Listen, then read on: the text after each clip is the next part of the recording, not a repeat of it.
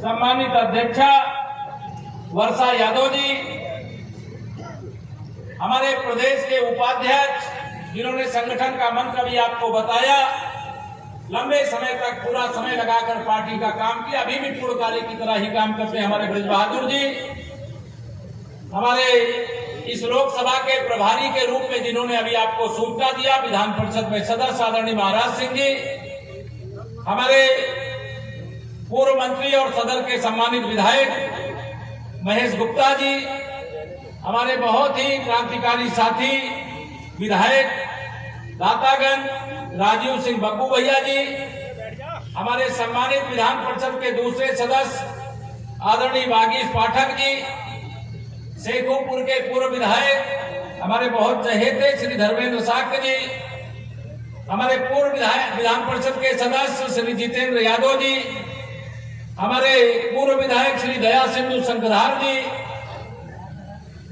हमारे माननीय श्री डी.के. भरद्वाज जी, श्री ये पूनम यादव जी, हमारे पूर्व जिला पंचायत अध्यक्ष भूपेन्द्र सिंह जी, शाह प्रवासी पुष्पेन्द्र जी, प्रदीप चौधरी जी, विक्रांत यादव जी, नीलम गुप्ता जी, हमारे ब्लॉक प्रमुख हैं गजेंद्र यादव जी, सुभाष गुप्ता जी, यतीन भाटिया जी, पार्वती राणा जी नगर पंचायत अध्यक्ष हैं, सीमा चौधरी जी वहां भी अध्यक्ष नगर पंचायत, अनुज महेश्वरी जी नगर पालिका सासवान के पूर्व प्रत्याशी रहे, वीरेंद्र लीडर जी और मनोज मसीह जी।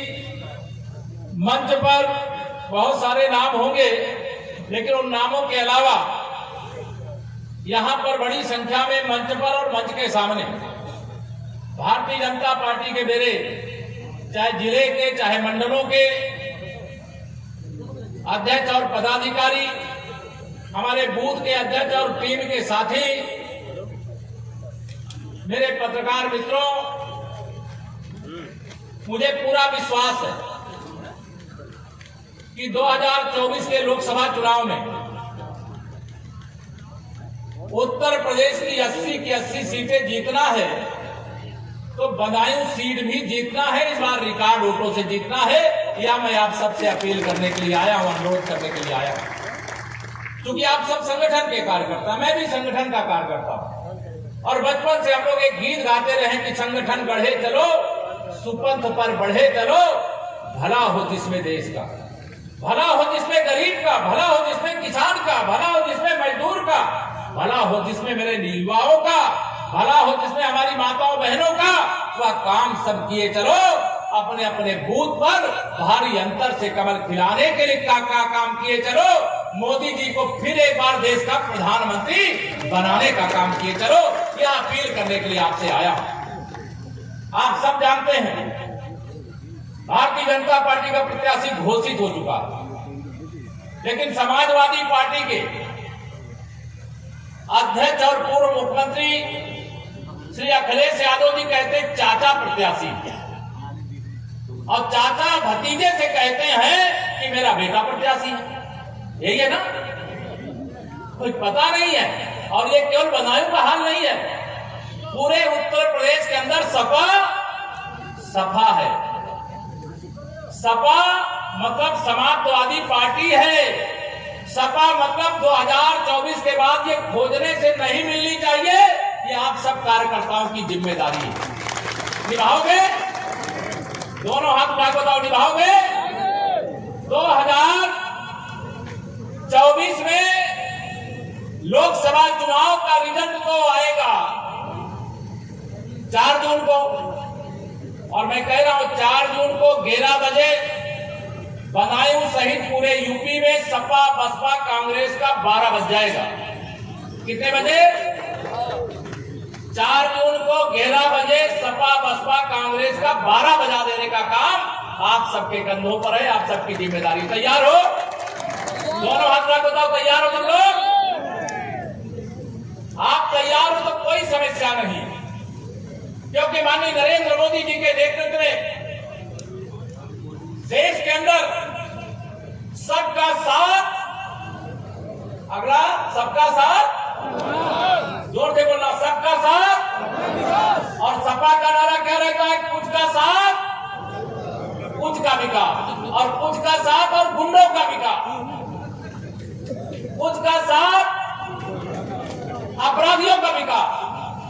कुछ का साथ दंगाइयों का विकास, कुछ का साथ माफियाओं का विकास। बताइए करते हैं कि नहीं करते हैं सपा वाले?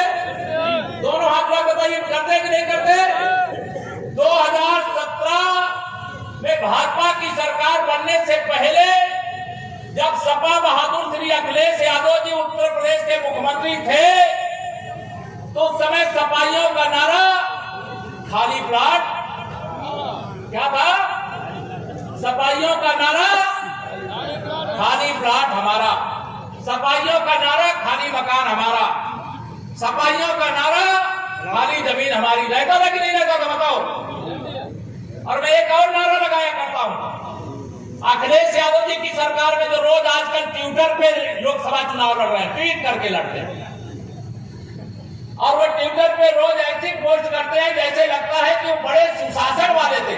अरे सबसे बड़ा कुशासन अगर किसी शासन में रहा है तो श्री अखिलेश यादव जी आपके शासन काल में रहा है। आपके शासन काल में जिस गाड़ी में सपा का झंडा, उस गाड़ी में बैठा गुंडा। बताइए सही है कि नहीं सही है? दोनों हाथ में बताइए, मेरी बात का समर्थन करते हो कि नहीं करते हो? हम लोग उस समय एक नारा दिया था कि समाजवादी पार्टी को हटाओ, भाजपा को लाओ, सुशासन देंगे और सच्चा राम राज्य देंगे। और वह राम राज्य भारतीय जनता पार्टी दे रही है। आज बताइए कोई गुंडा ही कर सकता है क्या? बताइए मैं, दोनों हाथ में बताइए, कोई कर सकता है क्या? आज कोई गुंडागर्दी नहीं कर सकता। उस समय हमने नारा दिया था गुंडागर्दी नहीं रहेगी, अमन चैन का शासन होगा, जेल के अंदर गुंडे अपराधी माफिया दंगाई होंगे, इतना सख्त प्रशासन होगा। बताइए आज ये काम हो रहा है कि नहीं हो रहा है? अपराधी जेल जा रहे हैं कि सरकार संरक्षण करती? बताओ, जेल भेजा जा रहा है कि नहीं भेजा जा रहा? तो इसलिए भेजा जा रहा है कि हमने जो वादा किया है उसे निभाया है। इसलिए माननीय नरेंद्र मोदी जी के नेतृत्व में सबका साथ सबका विकास, गरीब का साथ गरीब का विकास, किसान का साथ किसान का विकास, युवाओं का साथ युवाओं का विकास, मजदूरों का साथ मजदूरों का विकास, महिलाओं का साथ महिलाओं का विकास, ये मेरे प्रधानमंत्री श्री नरेंद्र मोदी जी का नारा है और वो हमने करके दिखाया है। अगर मैं हिसाब गिराऊं, आजकल बड़ी चर्चा ये होती है कि 500 साल बाद अयोध्या में भगवान श्री राम लला का भव्य 500 साल बाद रामलला का भव्य मंदिर बना है। परम पूज्य मेरे अशोक सिंघल जी, जिनके संरक्षण में मुझे काम करने का मौका मिला और जिन्होंने अपनी मुख्यमंत्री की कुर्सी रामलला का मंदिर बनाने के लिए न्यौछावर कर दिया, बाबूजी कल्याण सिंह का नाम मैं अगर नहीं लूंगा, उनको प्रणाम नहीं करूंगा तो अधूरा रह जाएगा। आप बताओ, अगर आप कमर का बटन दबा करके माननीय नरेंद्र मोदी जी को भारत का प्रधानमंत्री नहीं बनाया होता तो यह त्याग और यह बलिदान राम भक्तों के खून की होली किसने खेला था? यही सैफई खानदान के लोगों ने खेला था कि नहीं? याद है कि भूल गए? और अगर 500 साल बाद रामलला का भव्य मंदिर बना है तो किसके कारण? आप सब बूथ अध्यक्षों के कारण। मैं आपका अभिनंदन करता हूं, मंच वाले ताली बजाइए मेरे बूथ अध्यक्षों के लिए। अगर आपने रात दिन मेहनत करके माननीय नरेंद्र मोदी जी के नेतृत्व में सपा बसपा कांग्रेस के गठबंधन के बाद भी कमल नहीं खिलाया होता तो अभी शायद 500 साल और इंतजार करते, तब भी रामलला का मंदिर नहीं बन पाता। अगर रामलला का भव्य मंदिर बना है तो वह केवल रामलला का मंदिर नहीं है, वह राष्ट्र का मंदिर है, वह सामाजिक एकता का मंदिर है। और हिंदू हम भगवान के रूप में रामलला को मानते हैं, मुसलमान अपना पुरखा माने, पूर्वज माने, तो सब देशवासियों के 140 करोड़ देशवासियों के राम है और राम का मंदिर भी है। इसलिए 500 साल बाद यह शुभ अवसर आया, आप सबके कारण आया। इसलिए आप सबको 2019 से अधिक मेहनत करना है और लोगों का समर्थन भाजपा के लिए है, मैं ये भी बता रहा हूं, क्योंकि माननीय नरेंद्र मोदी जी विकास में कोई भेदभाव नहीं करते। बताइए, प्रधानमंत्री गरीब कल्याण अन्न योजना का राशन देश में 80 करोड़, उत्तर प्रदेश में 15.5 करोड़ लोगों को दिया जा रहा है निःशुल्क, बिना पैसा के। दिया जा रहा है कि नहीं दिया जा रहा? दोनों हाथ उठा के बताओ। कुछ लोग उठा रहे, कुछ लोग नहीं उठा रहे। दिया जा रहा है। हर घर नल से जल। पहले मंच पे जो हमारे माननीय जनप्रतिनिधिगण बैठे हैं, आप सब कार्यकर्ताओं को कोई एक हमारे घर के पास हैंडपंप लगवा दो। कहते थे कि नहीं कहते थे? आज किसी से हैंडपंप मांगने की जरूरत है क्या? हर घर नल से जल पहुंचा करके, वहां भी शुद्ध, जैसे मिनरल वाटर बॉटल में है ना, जितना शुद्ध ये पानी है उतना ही टेस्ट करके हर घर नल से जल पहुंचाने का काम देश के प्रधानमंत्री माननीय नरेंद्र मोदी जी ने किया है। याद करिए, 2014 और 17 से पहले क्या हर गरीब और अमीर के घर में तो बिजली पहले भी थी? क्या गरीबों के घर में भी बिजली का कनेक्शन था क्या? बताओ। मोदी जी के आने के बाद, आदरणीय योगी जी के आने के बाद डबल इंजन की सरकार ने हर घर तक बिजली का कनेक्शन पहुंचा दिया कि नहीं पहुंचा दिया? दोनों हाथ उठा के कुछ लोग ना बताया करो मुझे, अगर गलत हो तो वो भी बताया करो। आज पहले अमीर आदमी के घर में शौचालय होता था, आज गरीब आदमी के घर में भी शौचालय है। आज जब घर घर में शौचालय बनाने का काम ये किसने किया? मोदी जी के नेतृत्व में सरकार बनी तो उन्होंने सबसे पहला काम या इज्जत घर, शौचालय माने इज्जत घर बनाने का काम किया। बदायूं जिला छूट गया था प्रधानमंत्री आवास योजना से, अब जुड़ गया है। मेरे ही पास वो विभाग है। बदायूं से बड़ी संख्या में हमारे पास आते हैं लोग कि हमारे को आवास नहीं मिला है। अरे मैं आपको बदायूं वालों बताना चाहता हूँ, कार्यकर्ता मित्रों, बता देना लोगों को, मोदी जी की गारंटी वाली गाड़ी आई थी ना, अभी तो 2 करोड़ और प्रधानमंत्री आवास बनने जा रहे हैं। जिनका बन गया उनको बधाई, और जिनका नहीं बना उनको भी बना करके देने का काम करेंगे। ये मेरे प्रधानमंत्री जी ने देश से वादा किया। और मोदी जी ने कहा मेरी गारंटी केवल गारंटी नहीं होती, मेरी प्रधानमंत्री जी ने कहा मेरी गारंटी की भी गारंटी होती है। अब हर घर में राशन जा रहा है, हर घर में नल से जल जा रहा है, हर घर तक बिजली पहुंच गई। और आजकल पहले हो सकता है या वीआईपी कुछ जिले थे उसमें बदायूं वालों को पहले 24 घंटे बिजली मिलती थी क्या? यहाँ पर धर्मेंद्र यादव जब यहाँ थे तब भी नहीं मिलती थी क्या? सब सही नहीं ले जाते थे। अब कितना मिल रही है? देखिए, पहले बिजली आती नहीं थी, अब बिजली जाती नहीं। सही है कि नहीं सही है? पहले ट्रांसफार्मर जल जाए तो बिना पैसा दिए लगता था क्या? सही बताओ, लगता था क्या बिना पैसा दिए? आज आपका ट्रांसफार्मर जल जाए, सूचना मिल जाए बिजली विभाग को, तो स्वयं अपने गाड़ी में लाद करके ला के लगा देते हैं और जला हुआ ट्रांसफार्मर उतार करके ले जाते हैं। बताइए हो रहा है कि नहीं हो रहा है? ये सुशासन है। प्रधानमंत्री किसान सम्मान निधि, जिनके पास खेत होंगे उनको प्रधानमंत्री किसान सम्मान निधि मिल रही होगी। मिल रही है कि नहीं मिल रही? ऐसा तो नहीं क्यों नहीं हिंदुओं को मिल रही, मुसलमानों को नहीं मिल रही? सबको मिल रही है कि नहीं मिल रही जो किसान है? ये है मोदी सबका साथ सबका विकास। इसलिए मैं नारा लगाया करता हूँ। विधानसभा में तो मेरा नारा रहता है 100 में 60% वोट हमारा है, लेकिन लोकसभा में मैं नारा लगा रहा हूँ 100 में से 75% वोट हमारा है, 25% में बंटवारा है, और बंटवारे में भी हमारा है क्योंकि हमने सबका साथ सबका विकास किया।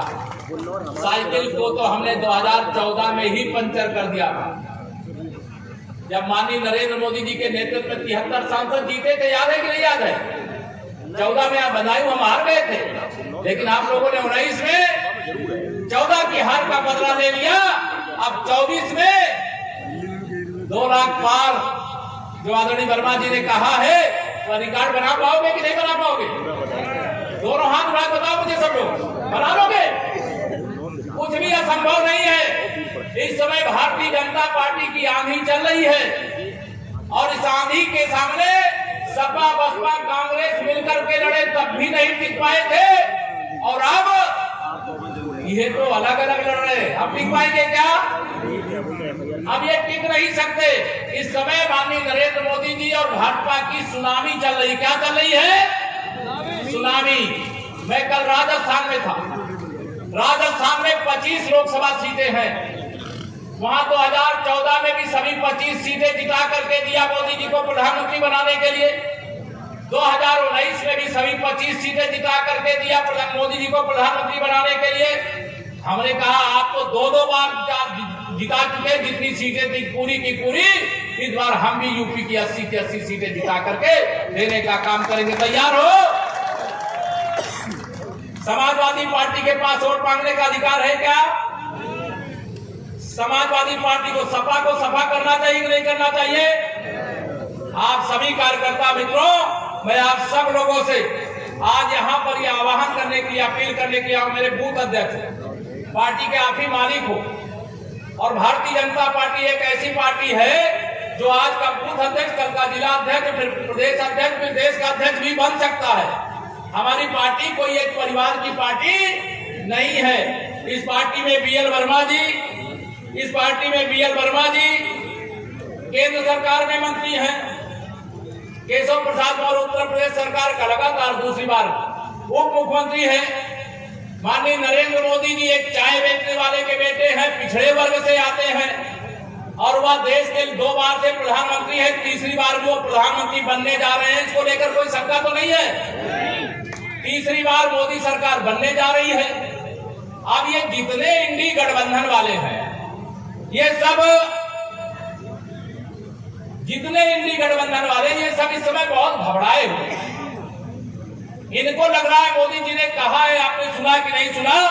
उन्होंने कहा 10 साल तो जो आपने देखा है वो तो ट्रेलर है,